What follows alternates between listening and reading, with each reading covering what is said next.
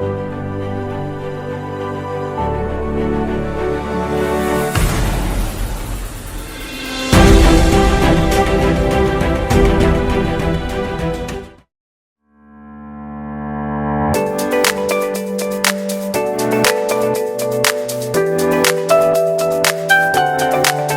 బెంగాల్ రాష్ట్రంలోని కలకత్తాలో ప్రసిద్ధి చెందిన దక్షిణేశ్వర ఆలయాన్ని ఈ వీడియోలో చూద్దాం.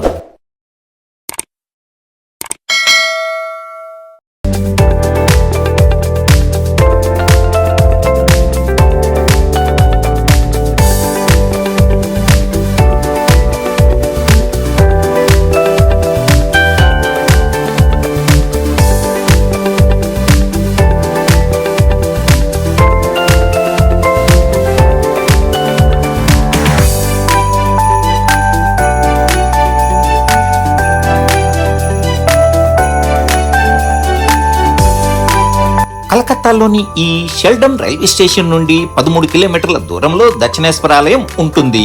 లోకల్ ట్రైన్స్ అందుబాటులో ఉంటాయి.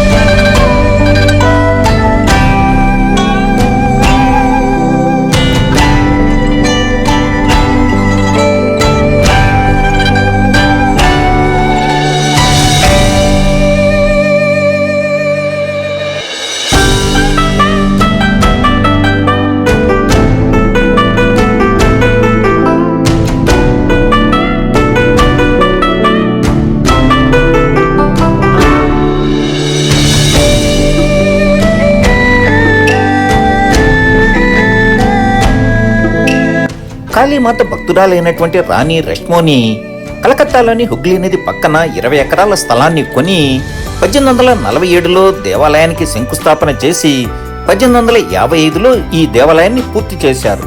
కాళీఘాట్ ఆలయానికి భిన్నంగా ఈ దేవాలయ దర్శనం సజోగా సాగుతుంది. ఆలయానికి వెలుపలనే బ్యాగులు, ఎలక్ట్రానిక్ వస్తువులన్నీ కూడా భద్రపరిచే గదులు ఉంటాయి. ఆలయం లోపలికి మొబైల్స్, కెమెరాలు అనుమతించబడదు. 1855 మే 31వ తారీఖున ప్రారంభమైనటువంటి ఈ ఆలయ తొలి ప్రధాన అర్చకుడైనటువంటి రామ్ కుమార్ చటోపాధ్యాయ ఏడాదికే మరణించగా ఆ బాధ్యతలను వారి సోదరుడైనటువంటి ప్రఖ్యాత ఆధ్యాత్మిక గురువైన రామకృష్ణ పరమహంస, రామకృష్ణ భార్య శారదాదేవులకు అప్పగించబడింది.